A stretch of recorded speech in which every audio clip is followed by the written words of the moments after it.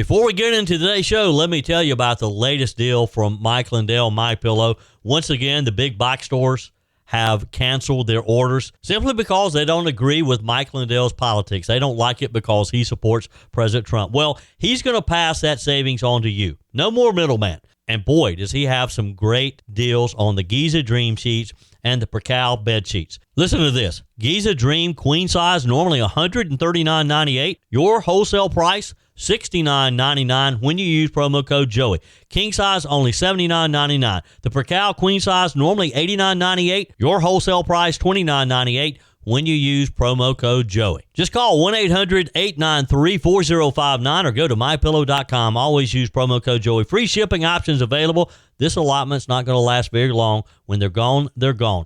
mypillow.com, promo code Joey. Thanks for joining me in the PhD Weight Loss and Nutrition Studios. To lose weight for the last time, visit myphdweightloss.com. So it's that time of the year again, the unofficial start of summer, right?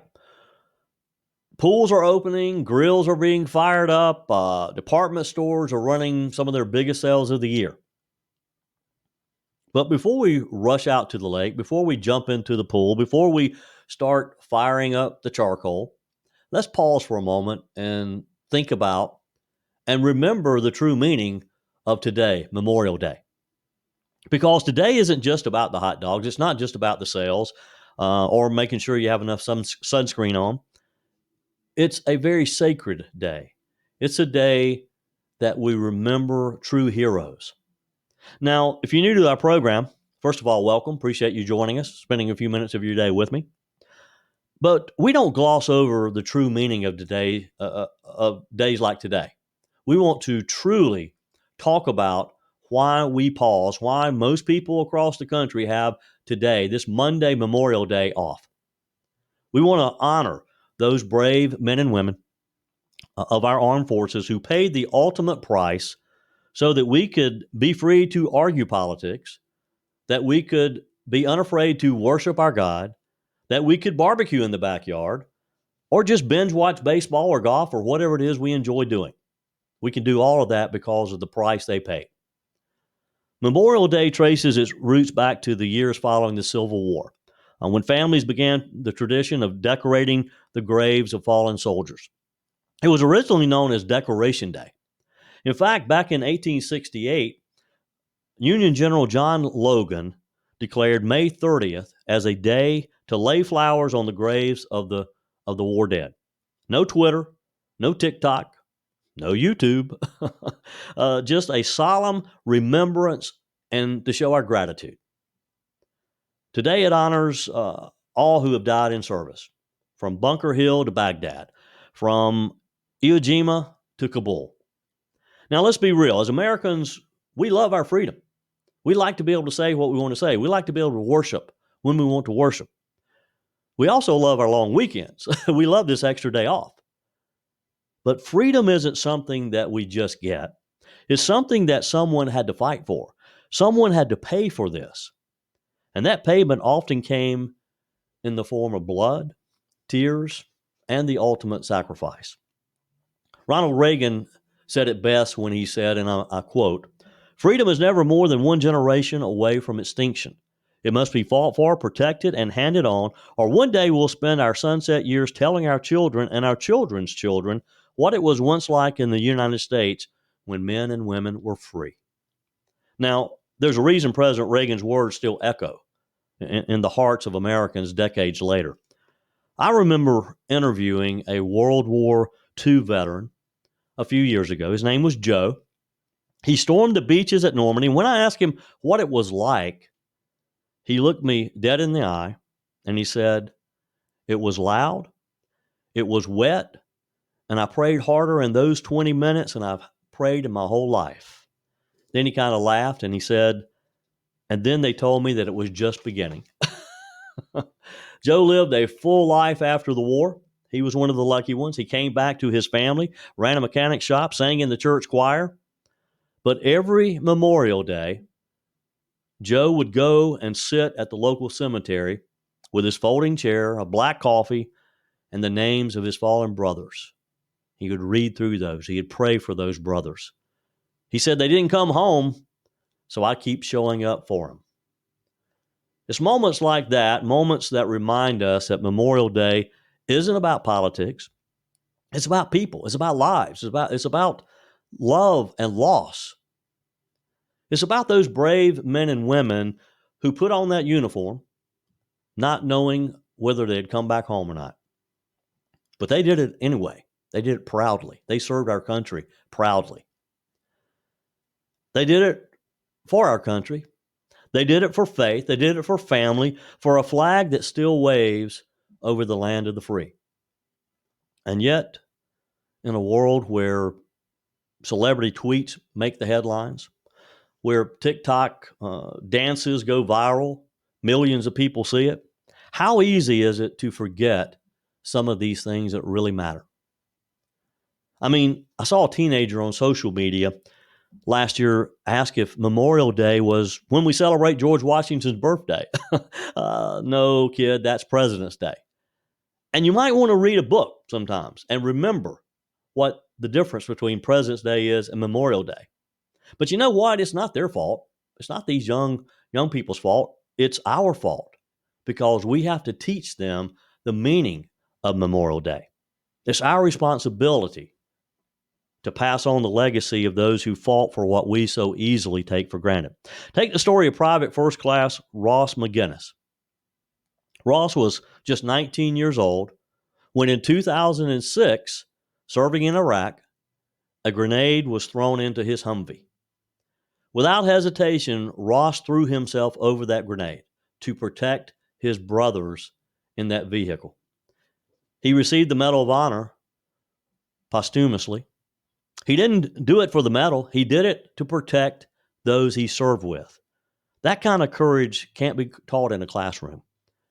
It's written into the soul of our finest.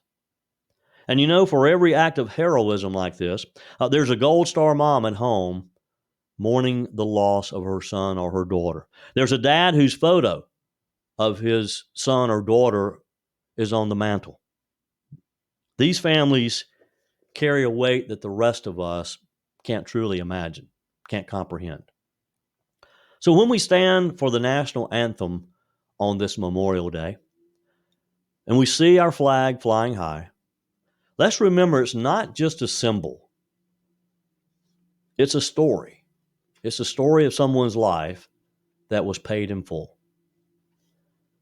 At 3 o'clock local time on Memorial Day, Americans are encouraged to pause for a moment, just a moment, in a national moment of remembrance for those who fought so hard for our freedoms. So wherever you are, whatever you're doing, whoever you're with, just pause at 3 o'clock on this Memorial Day and thank God for this country, for the patriots who laid down their lives so that you and I can live free. So today, as you gather with your loved ones, whatever you decide to do today, take a moment, tell your kids or your grandkids or your nieces and nephews, the younger generation, what Memorial Day really means. Visit a veteran's grave, whether you know them or not. Shake the hand of a Gold Star family. Pray for our military today.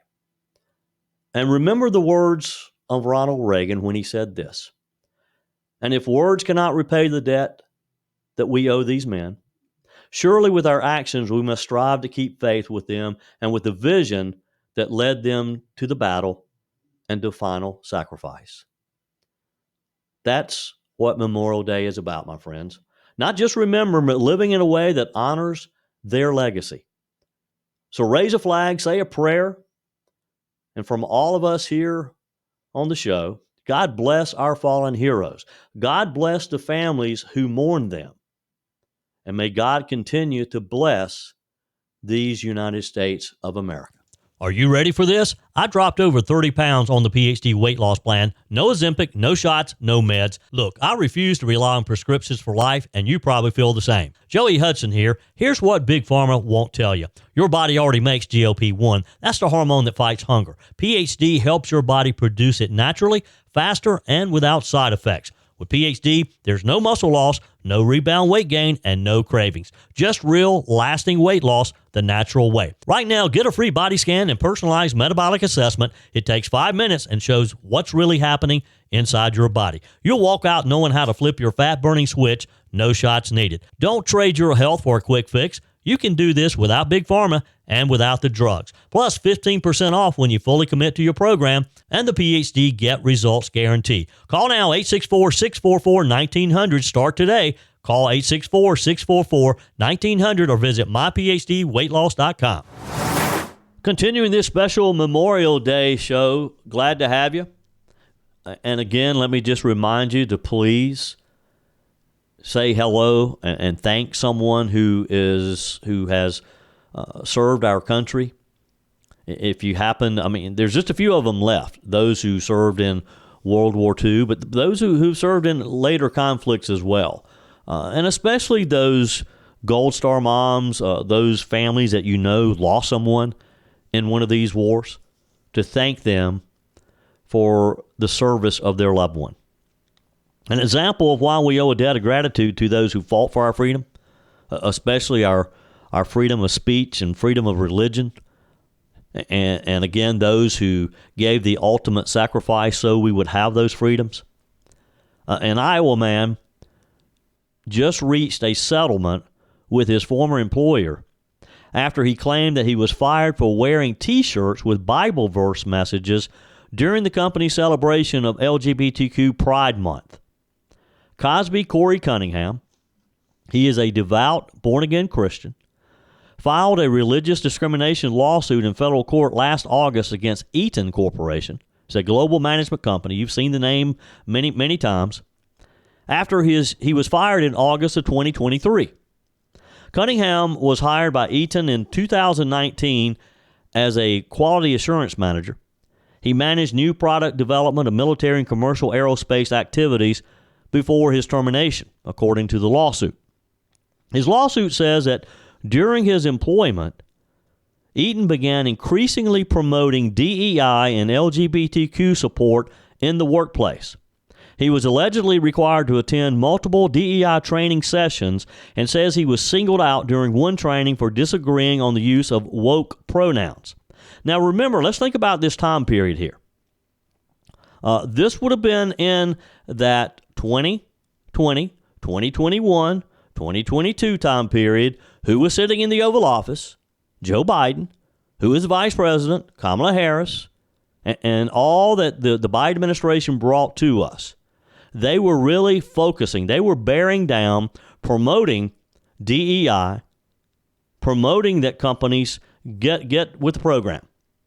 And Eaton, since it is in the aerospace world, I'm sure they have a lot of government contracts. So I'm sure that Eaton felt like that they needed to buckle under and to be a beacon for DEI so that the Biden administration would keep those government contracts coming. So on June 2nd, 2023, according to the lawsuit, Eaton initiated a Pride Month ceremony where a pride flag was raised in front of its main building in support of Pride Month. Eaton's management encouraged employees to attend and wear specific colors that day to show their support for the effort. Pride T-shirts were also sold to employees according to the lawsuit. Now think about this. A major company like this, and I'm not saying that they should have ignored it, but to have pushed it like they did is criminal in itself. But as the story develops, Mr. Cunningham said he began wearing Bible verse T-shirts that day to express his, quote, sincerely held religious beliefs and to counter the views that were being coerced by the company on its employees regarding the support of Pride Month. One shirt cited Proverbs 16:18 with the text, "Pride goes before destruction, and arrogant spirit before a fall." Another T-shirt that he wore, "Talking Back the Rainbow," Genesis 9:13, with the verse, "I have set my bow in the cloud, and it shall be a sign of the covenant between me and the earth." It was on the back. A third read, "God opposes the proud, that gives grace to the humble. This is James 4:6. So on July 20th, 2023, Mr. Cunningham was called into a meeting with Human Resources, that dreaded call from HR, and told that his shirt was making people uncomfortable, and one person felt it was inflammatory towards the LGBTQ community. He met with HR again 1 week later and requested written documentation showing which company policy he was violating by wearing the religious T-shirt. Now, I don't guess it mattered that he felt uncomfortable with the multicolored Pride T-shirts that were being sold by the company to the employees to stress that they were celebrating Pride Month. His lawsuit claims that Eaton threatened to fire him at the meeting. The following day, he requested, in writing, a religious accommodation to wear the T-shirts, which was denied.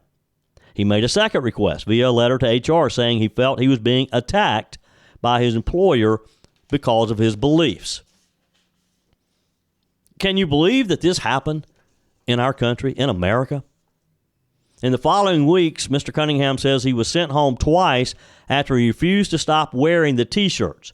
Eaton fired him on August 23rd, 2023, saying he had violated their harassment-free policy. So it's okay for people who supported Pride Month to wear their multicolored T-shirts representing Pride Month, but it's not okay for this Christian man to wear Bible verses on his shirt to show what he believes in, to show his Christian beliefs, to promote his Christian beliefs. This is what is wrong with DEI in general.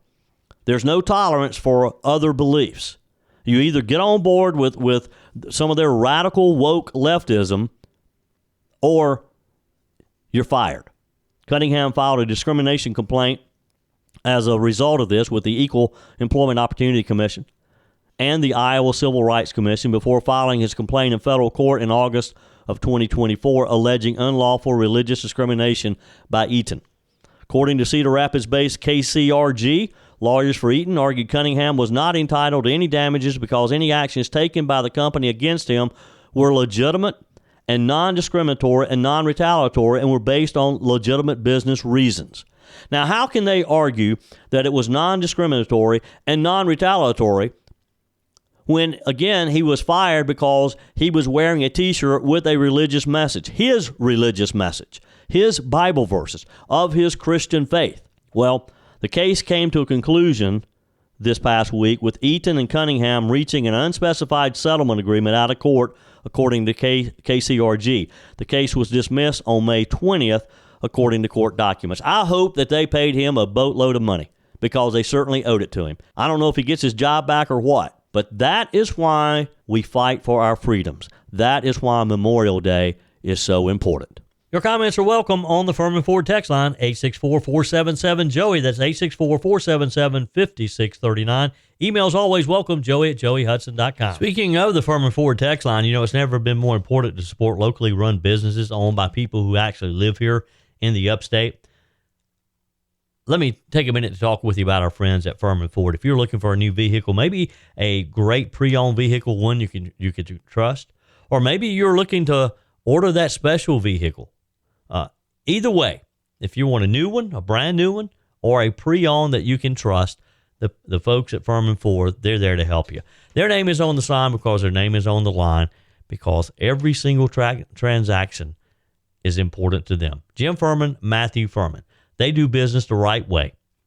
When you stop by, when you give them a call, or maybe when you just send them a quick email, you're always going to have access to a member of the Firmin Ford family. And by the way, they also offer great service, and you're not going to have to wait weeks and weeks to get it done. And you do not have had to purchase your vehicle at Firmin Ford. Doesn't even have to be a Ford. They service all makes and models. Visit my friends at Firmin Ford online at firminford.com, firminford.com. Well, we had a great time on Friday at the Walhalla Performing Arts Center to see Jason Crabb. For those of you who were there, thank you. It was great seeing so many of you, getting a chance to talk with you. And I was just honored to be able to introduce Jason on Friday, because those of you who've listened to me for a while now, you know the story back in 2021 when I had such a hard time, had a couple surgeries. It just wasn't a good year. And there were times, and I was able to share this with Jason and the group that was at the Walhalla Performing Arts Center on Friday. There were times that the only comfort I could get was just to get out and walk. And Jason and his family years ago recorded a song, Through the Fire. That became my theme song. I would listen to that song over and over and over as I walked to try to get comfort. And it was just a blessing for me to be able to introduce Jason, spend some time with Jason before the show on Friday, but to share that story of how his music was comforting to me. How he had no idea that in upstate South Carolina, his music was helping someone get through a tough time. And boy, did he put on a show Friday night. For those of you who were there, you know it. It was a real blessing. And that's just what the Walhalla Performing Arts Center is. I mean, they've been an entertainment staple here in the upstate for 20-plus years now. They bring you that high-quality entertainment, and they got some great shows coming up throughout the spring and summer. On Sunday, June the 1st, you can experience Mini Kiss, the biggest little band in the country. You've seen them in the movie, Paul Blart, too, and in the Kiss Dr. Pepper commercial. Now you can see them in Walhalla. On Sunday, June the 8th, enjoy the Almond Betts Band. The Almond Betts Band makes timeless rock and roll for the modern world, blurring the boundaries between blues, Americana, and that Southern soul that we like. Then on Saturday, June the 14th, write these dates down, June the 14th, see Chi-Town Transit Authority, the premier Chicago tribute band. They return to the Walhalla Performing Arts Center Father's Day weekend to put on another fantastic high-energy performance of those classic Chicago tunes that we all love. For ticketing information and to see the full upcoming lineup, just visit walhallapac.com, walhallapac.com, and be sure and tune in on Wednesdays for Walhalla Holla Wednesday when we give away some tickets. And you have a chance to win some tickets to see this week to see Mini Kiss. So be sure and join me on Wednesday. A small, tight-knit group of former President Joe Biden's inner circle was running the White House like a Politburo, and they were the ultimate decision makers as Biden's health and cognitive function continued to decline, according to the authors of a new book.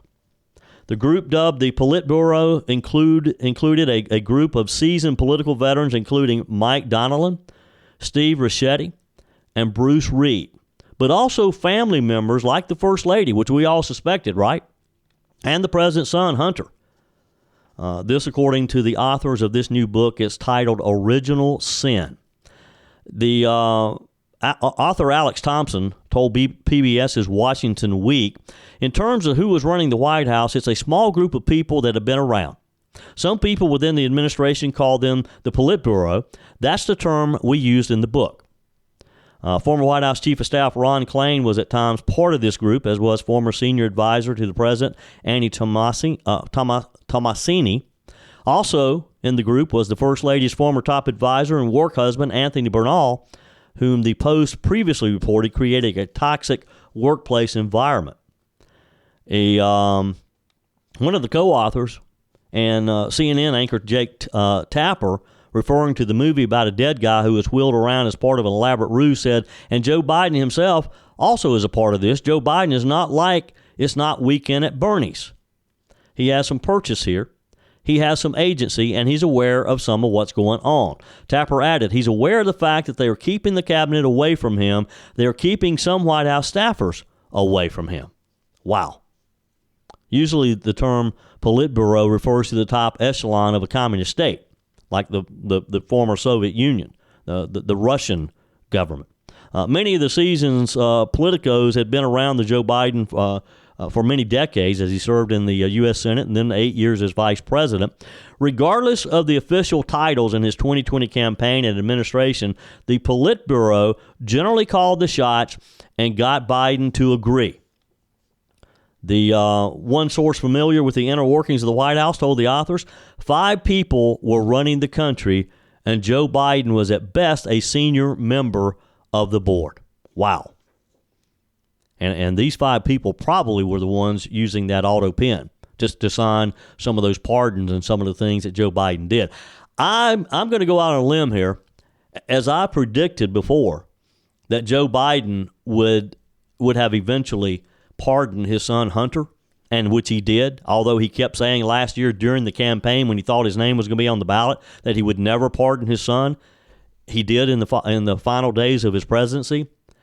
I'm going to bet you that Joe Biden did not do that Jill Biden did so for family unity.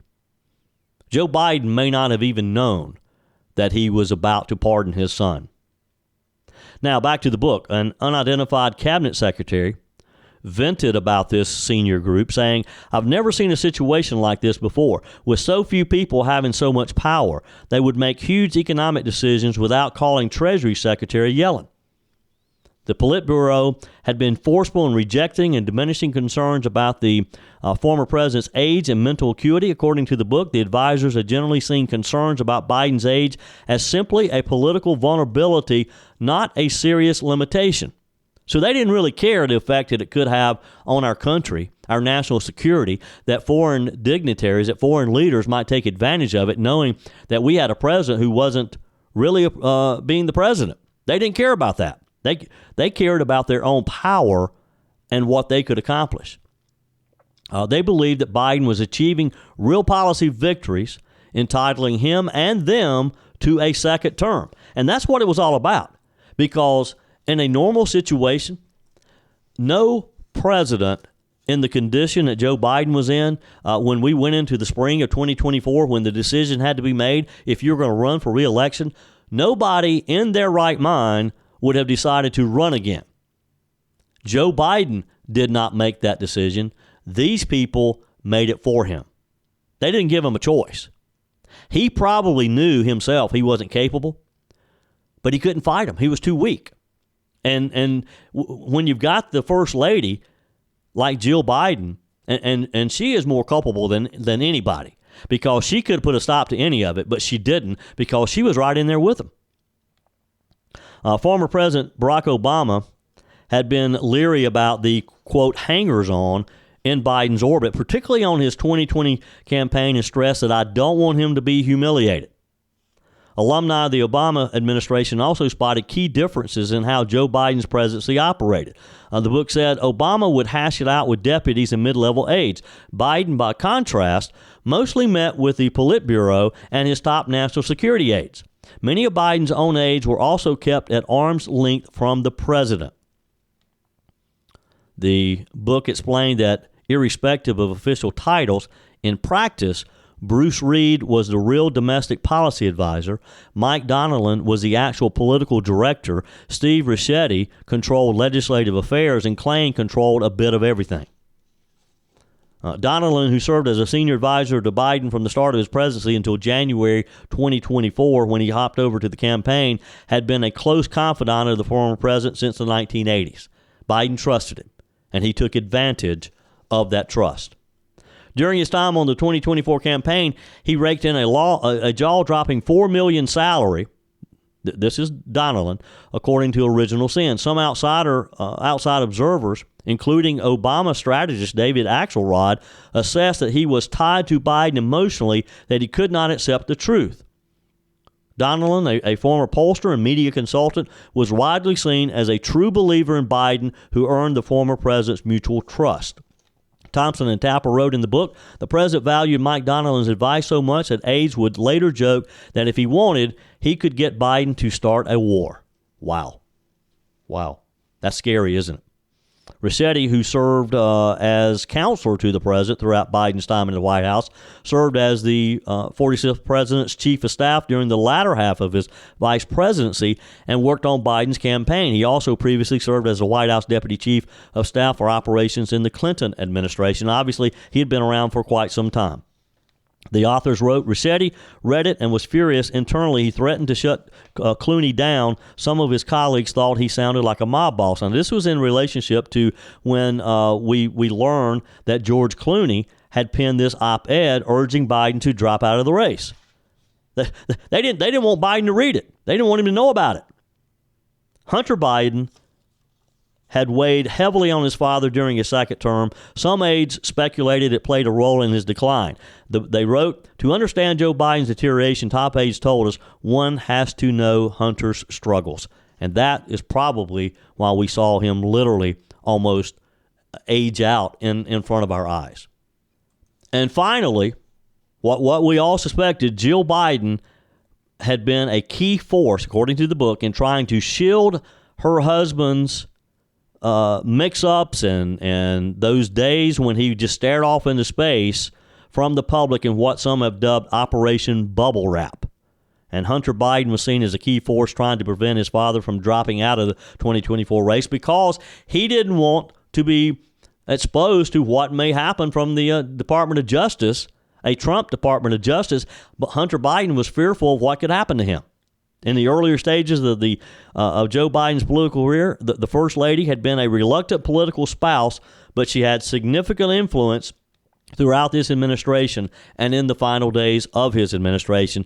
I believe Jill Biden probably convinced him to run again, even though Joe Biden deep down knew he should not. As we wrap up this special Memorial Day show, let me tell you the story. This is a special story. I happened to find it in the South Carolina Daily Gazette. It's a story of John Connolly. More than 80 years after he died in the attack on Pearl Harbor, Mr. Connolly was finally laid to rest, not as an unknown in a mass grave, but as a naval officer in Arlington National Cemetery. Here's the story. When the Navy first called to tell his daughter, Virginia Harbison, that her father's remains had been identified, she hung up. She's 91 years old. She was living in assisted care in Texas. She could hardly believe it. But then her son, Bill Ingram, called back to share the news again. The story is that she was silent for so long that he had to ask if she was all right. Bill, she said, I hadn't thought about this for 60 years. She's lived a full life. Her father never had the chance to. In March, Ingram pushed his mother in her wheelchair to her father's graveside for the burial. Ingram said, he lives in San Francisco now, he said it was incredible. They fold the flag in this very tight, nice triangle, and then with white gloves, the commanding officer comes and takes it and kneels down and hands it to my mother. Now here's the story of John Connolly. On December 7th, 1941, during the attack on Pearl Harbor, 429 service members aboard the USS Oklahoma died. It was a horrifying death. Men trapped below deck after the ship capsized. They could be heard tapping out SOS in Morse code as the air supply dwindled. We've seen this represented in the movie. Though 32 men were rescued, the rest were tragically not reached in time. It's a horrifying death. Can you imagine that? Trapped underwater, can't get out. Eventually, the oxygen just runs out.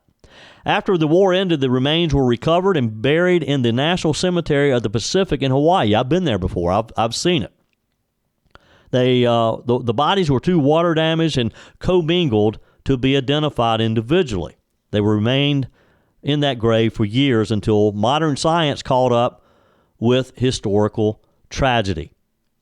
The Defense POW MIA Accounting Agency, known as the DPAA, disinterred the USS Oklahoma remains in 2015 to send to a DNA laboratory. Carrie Lagarde, a forensic archaeologist with the agency and project lead for the Oklahoma project, said that her team started the process by testing small pieces of bone for maternal line DNA.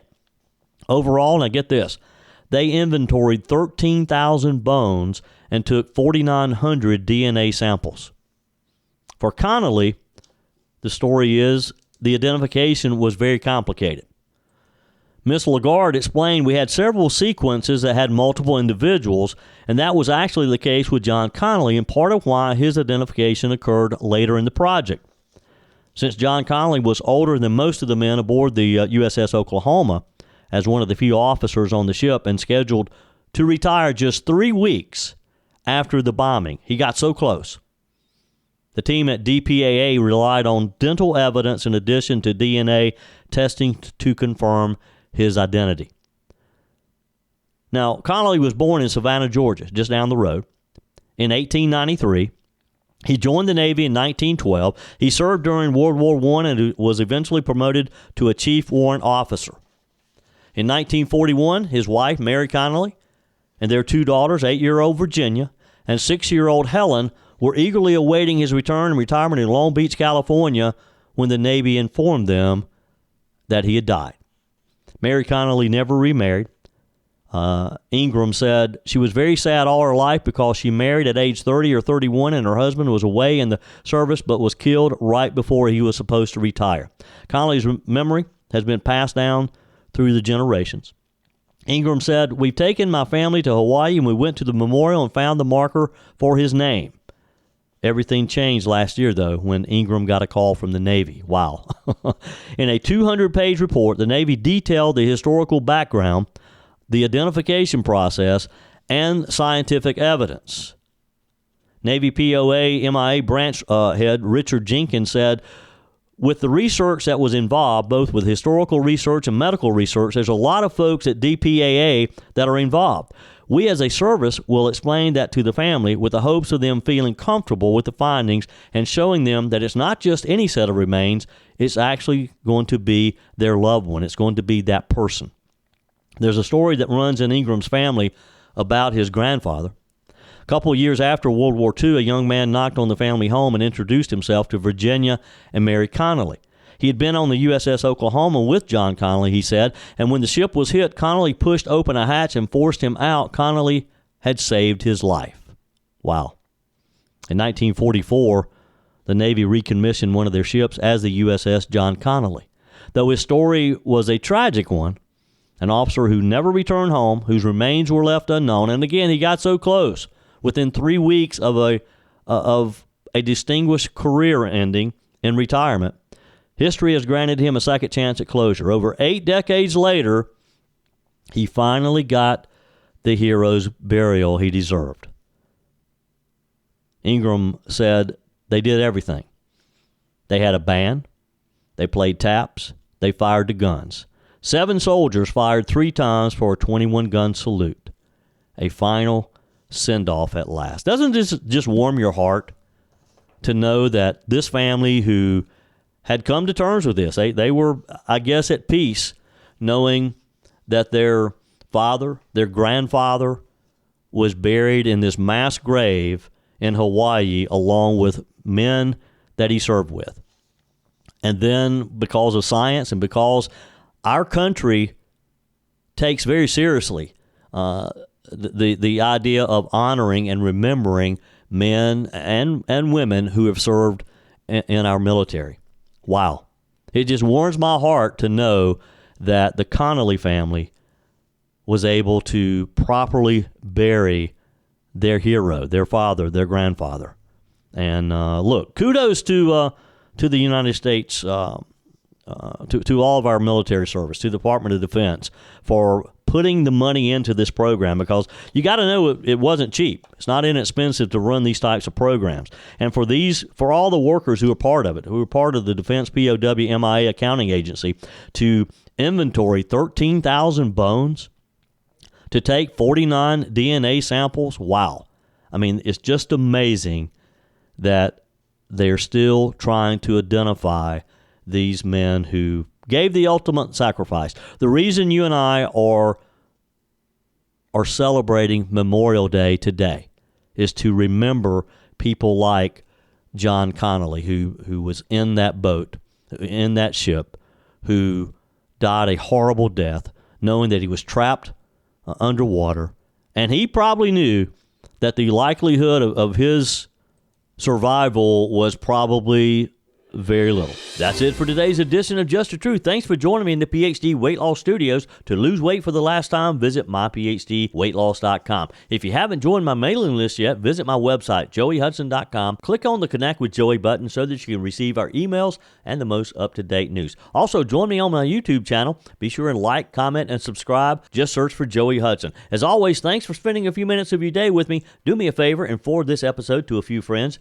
Just click on the share button and send to your contacts facts. We need to build an army of conservatives to win our country back, and we can do that by continuing to share the truth with our friends and family. Keep those comments coming via the Firmin Ford text line, 864-477-JOEY. Email to joey@joeyhudson.com, and I love your messages on the MyPillow message line. Again, that's 864-477-JOEY, 864-477-5639. Be sure and take advantage of the MyPillow special, just $14.88 on the standard MyPillows when you use promo code Joey. Order online at MyPillow.com or call 800-893-4053. We're back again tomorrow and hope you'll plan to join us. Until then, remember, God's got this. He's still in control.